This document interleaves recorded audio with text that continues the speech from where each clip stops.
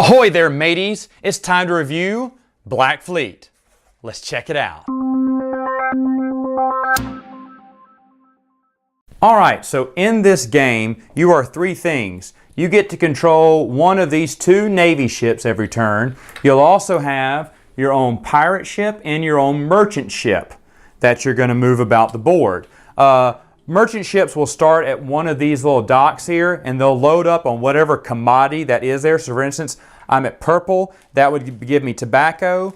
It gives you these wooden cubes. You would place the wooden cubes in there, and they would be carrying tobacco. Now they can sell it to one of these other ports which buy tobacco. As you see, this yellow one does not take tobacco.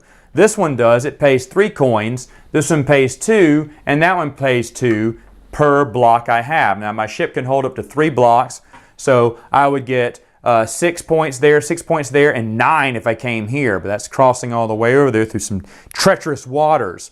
Once you get to that dock, you would unload, get paid, and then load up on whatever's here. So this is green, that would be rice. I'd load up on that, and then, or sugar, I think it's sugar. And you would go to one of the other places and sell your sugar. Of course, they're not buying any, but the other 3 ports are. So you would travel to one of those 3 ports. And that's how the game goes back and forth. Whenever you're doing that, you are getting doubloons, and listen to this. That is actual cold hard metal coins, gold and silver doubloons. Doubloons are 1 point currency each, and the gold ones are worth 5 of these. And what you're doing is you're getting this money to flip over some of these cards here. Now each person will be dealt one of each of these cards. They'll be laid out. In fact, they make a little picture, if you can see. So they kind of put together and they make a little picture. Now there's several of these cards in the deck, and everyone's going to get one of them. And each one of them, once you purchase the price on there, you have to purchase it in order. This one has to be purchased last, but the rest of them you can purchase out of order if you want. So let's say if I wanted to flip over that one and buy that for 8 doubloon, I could. But sometimes, most times you'll buy it in order. And these basically give you secret abilities that your ship, your pirate ship, or your merchant can do throughout the game, and little cheats throughout the game. As you see, the game is divided in little spaces here, and how it's going to work is you're going to shuffle these cards, these little port cards here, and deal them out to all 4 players. Whoever gets the black player, they're going to be the first player. So whoever gets the black ship and black pirate ship goes first. So this also has people choose their color, whether you're going to be white, brown, gray, or black. Merchants and pirates aren't that colorful, I guess. Again, looking at the ships, nice little detail. Pirates can also carry a cube. That's because pirates can rob merchants.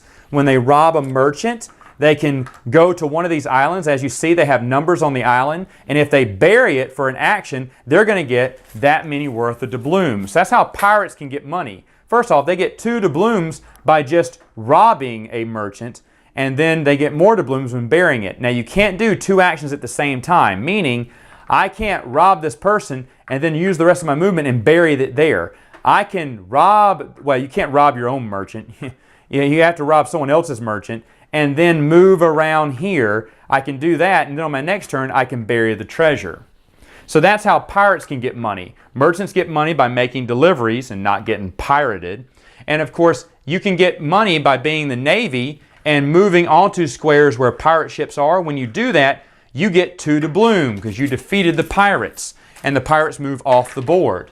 Now, that pirate is welcome to come back on the board in any of the 3 little pirate areas that you see here on the board. So they can come back anywhere, and you don't have to decide that until it's your turn again, you know, what area you want them to come out of. Now in the game, how to move around, you're going to use these compass cards. You're going to deal 2 out to each player, and at all times they're going to have 2 in their hand. They're going to play one of these, and at the end of their turn, they're going to pick up another card. So they're always going to have 2 decisions to make. Here you see I can move the yellow merchant ship either 3 or 1 spaces. Now there are other cards in the deck, here's one, that show purple. So that lets you know which Navy ship you're going to move if you play that card. But in this case, I only have 2 yellow, so yellow is the only Navy ship I can move. I'll move that one 3 spaces. You can move it 3 spaces on the board. They have starting places here and here. They're depicted on this map, which is very easy to see. All the lines are good on here, that you can know where the spaces are and whatnot. They have these little pirate areas. These are little pirate shortcuts. Pirates can go to 1 Skull and Bones, to the other Skull and Bones in one movement. It's basically the pirate's secret hideout that they can use, a secret route to go through the seas when pirating other people. But anyway, I would move one of them that many spaces. The next one denotes your pirate ship. Will it move 4 or 3 spaces? Whichever card I play denotes how fast my pirate ship will move around the board. Now, of course, my pirate ship wants to stay away from the Navy. Navy can hurt me. I don't want to do that. And then finally, the last one would be your merchant ship. Is it going to move 6 or 4? Now you're thinking, well, why wouldn't I do this one? This is a lot faster. Well, this one can take cards away from you, while this one can give you extra bonus cards in the deck. What are bonus cards? These are bonus cards.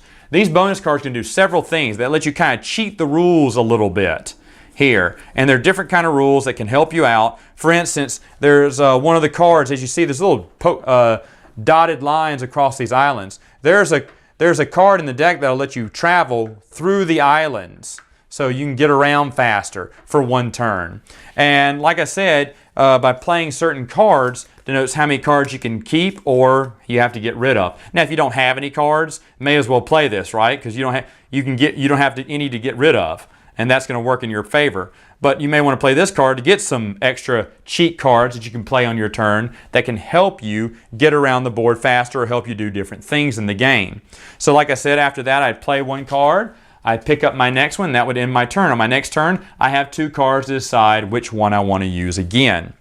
Now, if you are the Navy and you do sink a pirate ship, you are going to get 2 to bloom as well. Those are ways to get to bloom. Certain cards in the deck, like certain secret abilities, may have you get more money for shipments or pirating or as the Navy even. So there's several different ways that the game will change for you based on your secret abilities. And like I said, there's several of each of these in a deck. So as you shuffle them up, not all of them will be the same, which leads to a lot of versatility in the game. Now, this one's just a different thing, different end game. If you don't want to go to 20, you can go to 10 as well to make it a shorter game. But that is Black Fleet. All right, so final thoughts. What do I think about Black Fleet? Well, I'm kind of surprised I didn't review this before. I thought I had. And so I mentioned, no, I don't see it on your channel. I was like, what? I didn't review this? This is a great game. A long time ago, I was looking for a pirate-themed game. There's a lot of pirate-themed games out there. And the ones that people were promoting, I wasn't feeling it. But then when I saw Black Fleet, I said, ooh, this looks interesting. I like the real use of metal coins. I love the ships. I love the art. I like the gameplay. It's very simple to teach, easy to learn, and super fun. Like I said, those powers are different every time you turn the cards over. So it won't be this, you won't have the same abilities as before. And you can't look under the card to see what your ability is. So your 5 may be more useful than your 8 or 11. Who knows? It is really fun that way, where you got 3 ships that you're moving, 2 community Navy ships. You've seen Navy ships move to one pirate ship, and then when it's that person's turn, they may want to play that purple pirate ship, but because you moved yellow right next to them, you force them to play their yellow Navy ship to move the Navy ship away from them.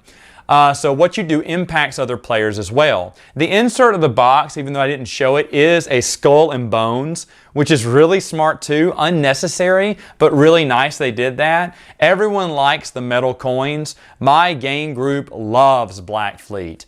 It's a simple, light, fun pirate game, and it is definitely worth your time. Pretty cheap online too, or last time I checked as of this video. All right, gamers, that is all the time I have for now. Until next time, game on! Arr!